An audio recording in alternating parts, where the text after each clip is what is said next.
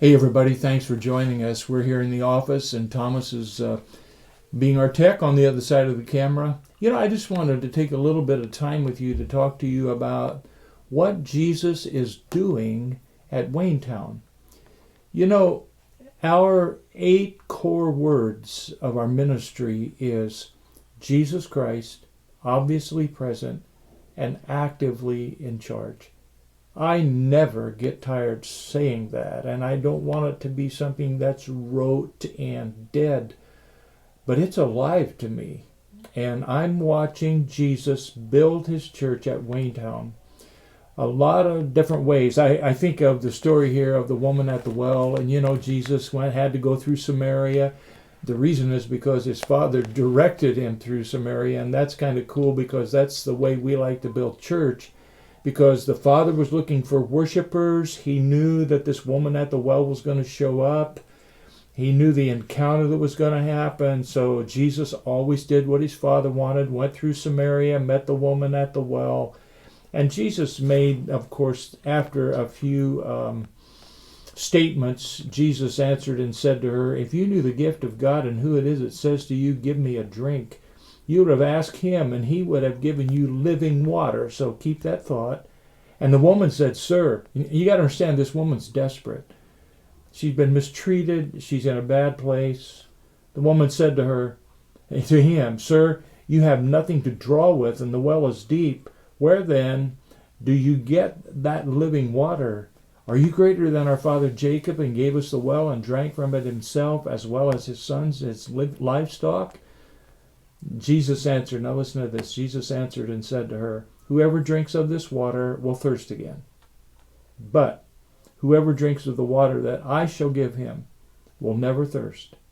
But the water that I shall give him will become in him a fountain of water, springing up into everlasting life."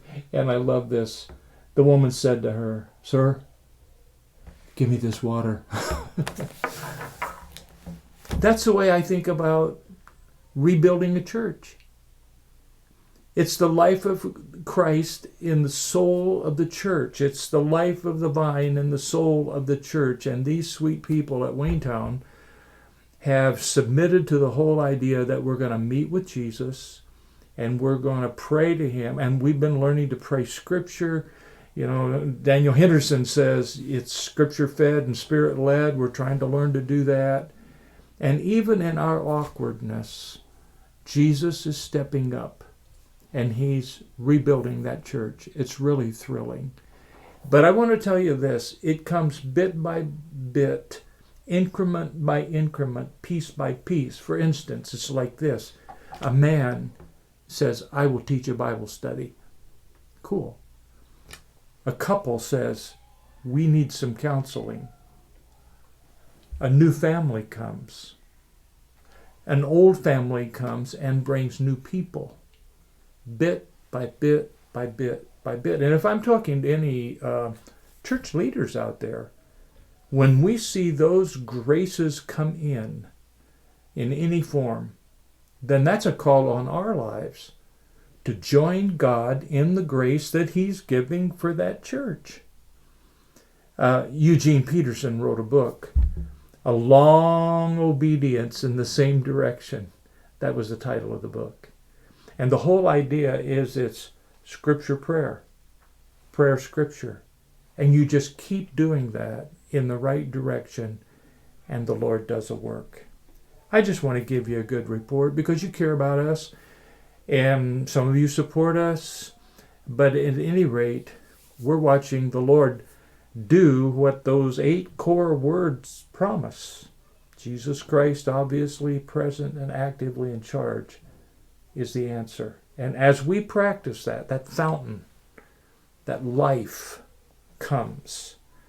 Oh yeah, there's always a building need or a financial need or a staffing need or improvements or modernization, all those kinds of things.